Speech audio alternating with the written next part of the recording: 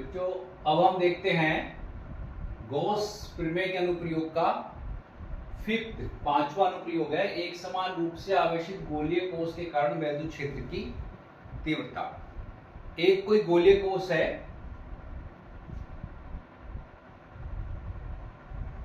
ये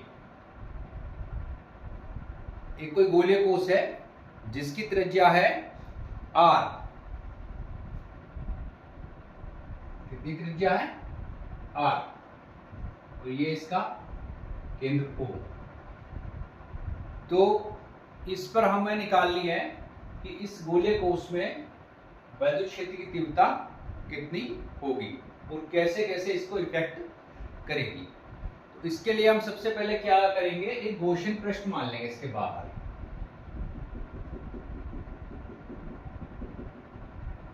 जिसकी दूरी इससे होगी स्मॉल r। ये गॉसियन पृष्ठ ले लिया हमने स्मॉल r त्रिज्या का, और एक इसके अंदर भी लेंगे, ठीक है, एक इसके अंदर भी लेंगे, यहां ले लेंगे।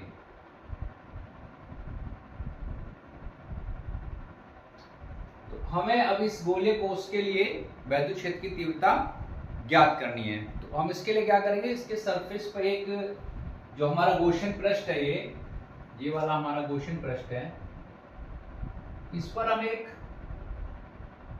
क्षेत्रफल सदिश ले लेंगे अपना।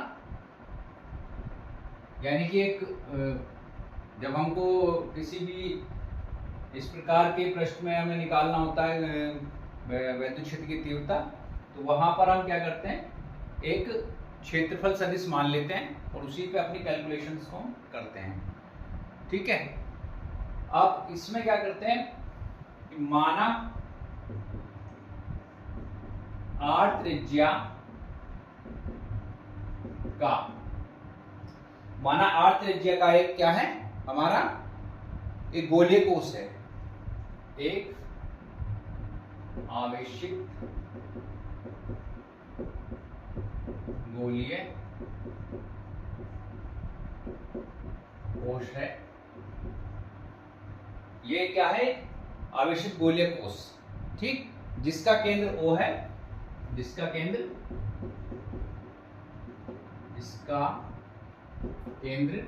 O है, ठीक है। इसे Q आवेश दिया जा रहा है। कितना आवेश दिया जा रहा है? Q आवेश। इसको कितना आवेश दिया जा रहा है? Q। इसे Q आवेश दिया जाता है। अब Q आवेश के कारण जो है मतलब वैद्युत क्षेत्र उत्पन्न होगा, ठीक है। Q आवेश दिया जाता है इस गोलीय कोश के बाहर व भीतर। ये हमने बाहर गॉसियन पृष्ठ लिया है ना, और एक अंदर, बाहर व भीतर वैद्युत क्षेत्र की तीव्रता, वैद्युत क्षेत्र की तीव्रता ज्ञात करनी है। तो ये हमारा मतलब एक जो फॉर्मली हम करते हैं कि माना एक r त्रिज्या का आवेशित गोलीय कोश है जिसका केंद्र O है, इसे Q आवेश दिया जाता है, ठीक है, और हमें गोलीय कोश के बाहर व भीतर वैद्युत क्षेत्र की तीव्रता ज्ञात करनी है। ये तो हमें तो सभी में लिखना होता है, जितने भी डेरिवेशन करते हैं उनमें सब में इसी तरह की थ्योरी हमको लिखनी होती है। अब क्या करते हैं, हम इसके जो गॉसियन पृष्ठ है उस पर एक P बिंदु, बाहर एक P बिंदु ले लेते हैं जिस पर वैद्युत क्षेत्र की तीव्रता हमें ज्ञात करनी है। ये हमारा P बिंदु है, इस पर वैद्युत क्षेत्र की तीव्रता हमको ज्ञात करनी है, ठीक है।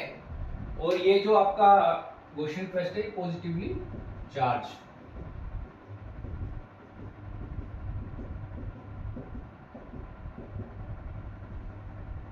ठीक है, ये पॉजिटिवली चार्ज है। अब यहां पर हमें वैद्युत क्षेत्र की तीव्रता निकालनी है, तो यहां से बिंदु O, ये ई, वैद्युत क्षेत्र की तीव्रता ई जो कि रहेगी किसके, इसके पृष्ठ के लंबवत रहेगी, इसके पृष्ठ के लंबवत रहेगी। इसी में हमारा क्षेत्रफल सदिश dA, और अब हमको इसमें कुछ पॉइंट्स लेने होंगे, जैसे कि हमारा जो पॉइंट है जिस पे हमको ज्ञात करना वो हमारे गोल पृष्ठ से बाहर है, एक बार पृष्ठ के अंदर लेंगे तो यही पॉइंट पे हमको इसमें काम करना है। पहली स्थिति क्या आती है इसमें कि जब बिंदु P जिस पर हमें वैद्युत क्षेत्र की तीव्रता ज्ञात करनी है वो कहाँ है, कोश के बाहर स्थित है। बिंदु P कोश के बाहर स्थित है, ठीक है, एट एन एक्सटर्नल पॉइंट, यानी कि R is greater than to capital R, small r is greater to capital R, at an external point.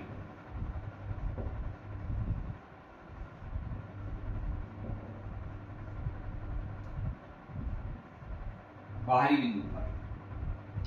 अब जब हम बाहरी बिंदु पर इसकी वैद्युत क्षेत्र की तीव्रता ज्ञात करेंगे तो केंद्र से, जो हमारा केंद्र O है, O से R दूरी पर बिंदु P स्थित है हमारा, ठीक है, O से R दूरी पर बिंदु P स्थित है। बिंदु P बाहर देख भी रहे हैं, O से R दूरी पर, अगर ये R है तो ये भी R ही होगी, यहां से यहां तक ये भी R होगी, जहां बिंदु P हमारा स्थित है, जिस पर हमें वैद्युत क्षेत्र की तीव्रता ज्ञात करनी है। इस पर वैद्युत क्षेत्र की तीव्रता ज्ञात करनी है। इस पर हमें वैद्युत क्षेत्र की तीव्रता ज्ञात करनी है। अब हम क्या करते हैं, P जो P पॉइंट है हमारा, इसके परितः एक अल्पांश क्षेत्र dA मान लेते हैं, ये हम पहले भी पढ़ चुके हैं। अल्पांश क्षेत्र D मान लेंगे, ये वाला अल्पांश क्षेत्र dA ये हमने मान लिया इसके, ठीक है। बिंदु P के परितः, बिंदु P के परितः अल्पांश क्षेत्र dA, एक छोटा क्षेत्र मान लेते हैं dA, ठीक है। तो इसका क्षेत्रफल सदिश dA हो तो इसका क्षेत्रफल सदिश क्या होगा भैया, ये होगा आपका वेक्टर dA, ठीक है। और इसकी दिशा कैसी होगी, E की दिशा में, तो इसका क्षेत्रफल सदिश dA जिसकी दिशा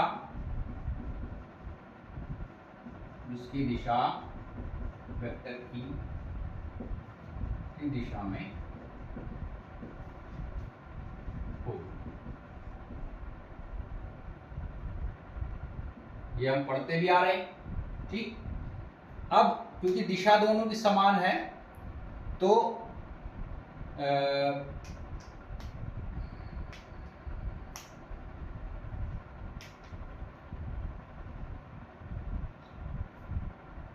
E ये जो वैद्युत क्षेत्र है सभी बिंदुओं पर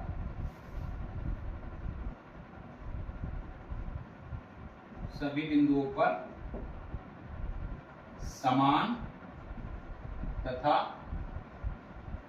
पृष्ठ के लंबवत है। सभी बिंदुओं पे समान और पृष्ठ के लंबवत, ये पृष्ठ है मान लिया तो इसके लंबवत बाहर ऐसे, ये लंबवत 90 डिग्री एंगल पे, ठीक है। अब डीए से होकर जाने वाला वैद्युत फ्लक्स, अब हम क्या करेंगे, इस पॉइंट पे ये जो हमारा है, जो डीए हमने लिया है, इससे होकर जाने वाला वैद्युत फ्लक्स, तब डीए से होकर जाने वाला वैद्युत फ्लक्स, तो वो क्या होगा, d phi E E D A vector E vector E vector d A. इसको हल कर लेंगे। अगर हम इसको हल करते हैं तो आता है हमारे पास E D A cos theta, लेकिन थीटा क्या है यहाँ पर, 0 है, चूंकि थीटा इक्वल टू 0, क्योंकि एक दूसरे के समांतर है, ये भी लंबवत है, ये भी लंबवत है। तो ये आ गया फाई ई इक्वल टू आ गया आपका E D A, phi E equal to E D A. ये तो आपका केवल इस छोटे से अल्पांश जो हमने माना है डी ए, उस पर है ये इतना वैद्युत फ्लक्स। हमको चाहिए पूरे गोले के लिए, पूरा जो गोलीय पृष्ठ है उसके लिए। तो हम क्या करेंगे, संपूर्ण गोलीय पृष्ठ से होकर जाने वाला वैद्युत फ्लक्स। अभी जगह ही नहीं बची है।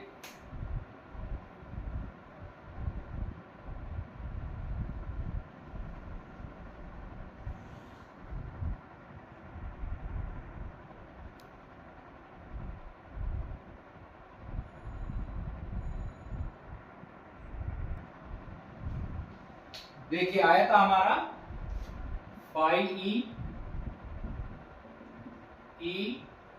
डी ए, ठीक है। अब संपूर्ण पृष्ठ से होकर जाने वाला वैद्युत फ्लक्स, तो वो क्या होगा, अब हम कर देंगे इसका समाकलन वाले रूप में, ठीक है। समाकलन वाले रूप में लेके आएंगे, यानी कि फाई ई समाकलन ई डी ए, ठीक है, समाकलन ई डी ए, और वो एरिया के इसमें होगा। अब जब हम इसका समाकलन करेंगे, यानी कि ई तो हमारा ऐसे ही रहेगा क्योंकि ये तो सभी जगह समान रूप से है ई, और ये आ गया आपका डी ए। अब देखिए ये क्या है, गोलीय कोश है, ठीक। और गोलीय कोश का जो क्षेत्रफल घनत्व मतलब कि बनेगा, यानी कि जो एरिया आएगा इसका, वो कितना आएगा, 4 पाई आर स्क्वायर। और आर कौन सा है यहाँ पे हमारा, स्मॉल वाला, ये वाला आर, स्मॉल आर, ठीक है। जब हम इसके एरिया के सापेक्ष इसका समाकलन करेंगे तो वैल्यू हमको मिलेगी, यहां पे लिख देंगे d A equal to 4 pi are square. तो ये आएगा आपका वैल्यू फाई ई और ये 4 पाई आर स्क्वायर, ठीक है। लेकिन गॉस प्रमेय क्या कहती है, गॉस प्रमेय क्या है हमारी, गॉस प्रमेय वो क्या है, phi E is equal to क्या है वो, क्यू अपॉन एप्सिलॉन नॉट, ठीक। अब यदि हम इसको इक्वेशन 1 मानते हैं, इसको 2 मान लें, तो ये वैल्यू दोनों बराबर होनी चाहिए भाई। तो ई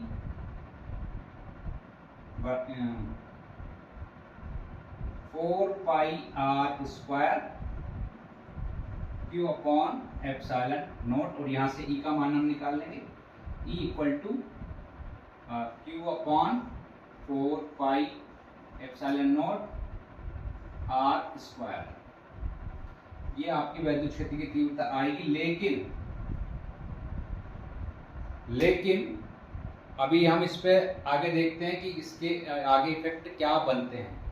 ये तो हमारी इसकी वैद्युत क्षेत्र की तीव्रता आ गई, किसकी, आवेशित गोलीय कोश के कारण वैद्युत क्षेत्र की तीव्रता क्या होगी। अब इसमें हमारे कुछ पॉइंट्स बनते हैं। वो पॉइंट्स क्या हैं कि जब हमारा जो आर है वो बड़ा है स्मॉल आर से। एक बार तो हम लेंगे कि ये स्मॉल आर जो है स्मॉल कैपिटल आर से बड़ा है, एक बार लेंगे कि दोनों बराबर हैं सरफेस पे, एक बार लेंगे कि अंदर है, यानी कि जो स्मॉल आर ये स्मॉल आर है ये कैपिटल आर से छोटा है। तीन हमारे पॉइंट इसमें बनेंगे, ठीक है। तो अभी हम क्या इसमें लिखेंगे कि आवेशित गोलीय कोष भी इस प्रकार व्यवहार करती है। आवेशित गोलीय कोष भी इस प्रकार व्यवहार करती है। किस प्रकार का कि मानो उसके पृष्ठ पर फैला, मानो उसके पृष्ठ पर फैला, जो इसका पृष्ठ है इस पर फैला संपूर्ण आवेश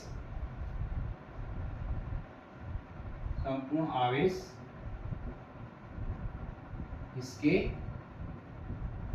कहा, इसके केंद्र में निहित है, इसके केंद्र में निहित है, ठीक है। इस इक्वेशन से हमको यह पता चलता है, इस इक्वेशन से कि ऐसा लगता है कि आवेशित गोलीय कोष भी इस प्रकार का व्यवहार करती है कि जैसे मानो उसके पृष्ठ पर फैला संपूर्ण आवेश भी उसके केंद्र में ही निहित है। अब यहाँ पे हम यदि कोष के आवेश का पृष्ठ घनत्व देखते हैं, यदि ये पहला पॉइंट है इसके लिए, यदि कोष के आवेश का पृष्ठ घनत्व कितना हो, सिग्मा हो, तो जब आवेश का पृष्ठ घनत्व सिग्मा होगा तो आप लोगों ने फॉर्मूला, अब देखिए यदि कोष के आवेश का पृष्ठ घनत्व सिग्मा है तो आपने एक फार्मूला पढ़ा है, sigma equal to Q upon 4 pi are square. अब हम इसको अपने इस सर्किल पे अगर हम लेके जाएंगे तो ये आएगा, यहाँ पे स्मॉल आर की जगह आ जाएगा कैपिटल आर, जब हम इसके लिए अप्लाई कर रहे हैं, ठीक है। तो यहां से हम Q की वैल्यू निकाल लेंगे, Q equal to 4 pi are square sigma, 4 pi are square sigma. अब E क्या मान देखते हैं, E इक्वल टू वैल्यू रख दीजिए 4 pi are square sigma upon 4 pi are square epsilon naught, ये इससे कट गया तो आपकी वैल्यू आ गई E बराबर, देखिए सिग्मा अपॉन एप्सिलॉन नॉट और ब्रैकेट में कैपिटल आर स्क्वायर बटे स्मॉल आर। ये आ गई आपकी आवेश घनत्व के रूप में वैद्युत क्षेत्र की तीव्रता।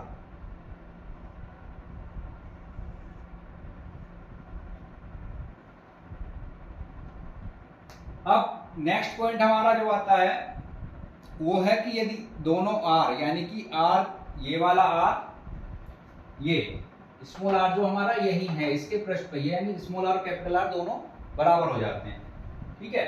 तब क्या वैल्यू होगी, इसको हम देख लेते हैं अभी।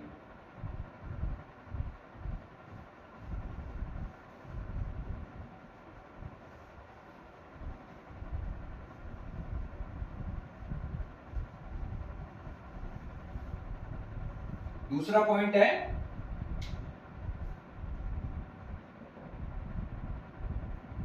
जब प्रेक्षण बिंदु P गोलीय कोष के पृष्ठ पर हो, जब प्रेक्षण बिंदु कह लीजिए, क्या ये कह लीजिए, जब बिंदु प्रेक्षण बिंदु P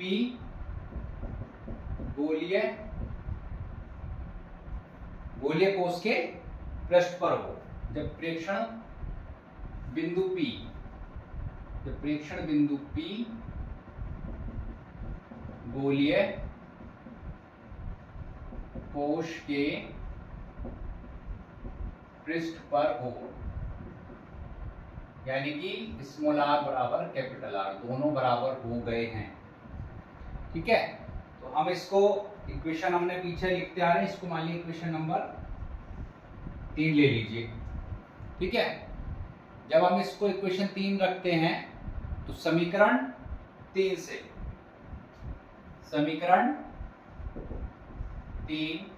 से E बराबर sigma upon epsilon not, bracket में देखिए ऊपर आर स्क्वायर, या तो आप दोनों आर रख लीजिए या वो आपकी मर्जी है, या तो स्मॉल आर के रूप में लिख लीजिए या फिर कैपिटल आर के रूप में लिख लीजिए।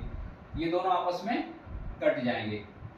ठीक है, जब दोनों कट जाएंगे तो सरफेस पे ई का मान आएगा ई बराबर सिग्मा अपॉन एप्सिलॉन नॉट। ये आपका वैल्यू हो गई इस पर, ये सरफेस, ये वाले पे, ये सरफेस जो है इस पर वैद्युत क्षेत्र की तीव्रता ई बराबर सिग्मा अपॉन एप्सिलॉन नॉट होगी। ठीक है, नेक्स्ट पॉइंट बनता है नंबर 3 बनता है इसमें, जब प्रेक्षण बिंदु P गोलीय कोश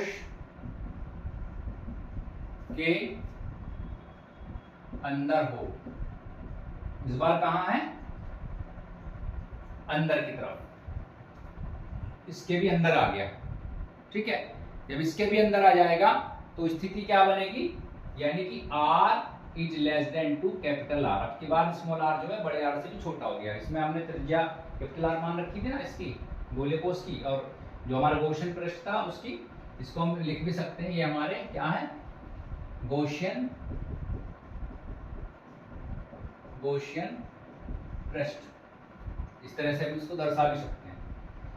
तो अब आर क्या है कि मतलब ये जो अंदर आ गया, हमारा जो बिंदु P है इसके अंदर, इसके भी अंदर चला आएगा।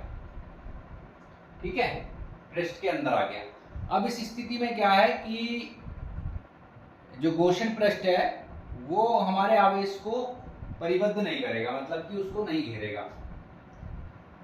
इस स्थिति में गॉसियन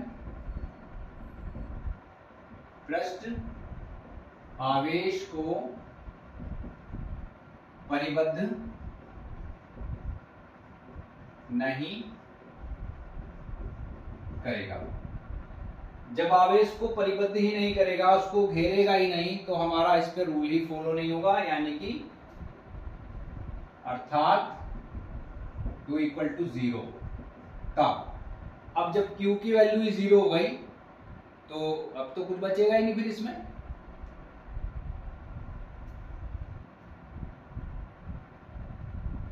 जब Q की वैल्यू 0 हो गई, अगर हम इस फार्मूले पे जाते हैं अपने Q वाले पे, E बराबर अगर हम इसको लेते हैं Q upon 4 pi epsilon not R square, तो ये तो वैल्यू 0 हो गई, ये 0 हो गई, इसका मतलब E बराबर भी 0, अर्थात गोलीय कोश के केंद्र पर वैद्युत क्षेत्र की तीव्रता का मान क्या होगा, 0 होगा। गोलीय कोश के भीतर वैद्युत क्षेत्र की तीव्रता 0 होगी। तो इस तरह हमारा जो है गॉसियन प्रमेय के अनुप्रयोग कंप्लीट हो जाते हैं।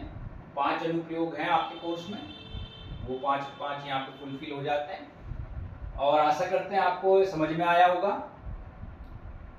बार बार अभ्यास करेंगे तो ये आपको अच्छी तरह से याद हो जाएगा, और बोर्ड परीक्षा के लिए ये बहुत ही इम्पोर्टेंट है, ये आ जाता है, इम्पोर्टेंट, वेरी इम्पोर्टेंट। तो इसको अवश्य याद कर लीजिएगा, और अच्छा लगा हो तो चैनल सब्सक्राइब कीजिए, लाइक कीजिए, शेयर भी कीजिए, और अपने भी जो मित्र हैं जो कक्षा 12 में पढ़ रहे हैं, अध्ययन कर रहे हैं, उनको भी बताइए ताकि वो भी इसका पढ़ाई का लाभ उठा सकें और फिजिक्स में अच्छे नंबर ला सकें। धन्यवाद।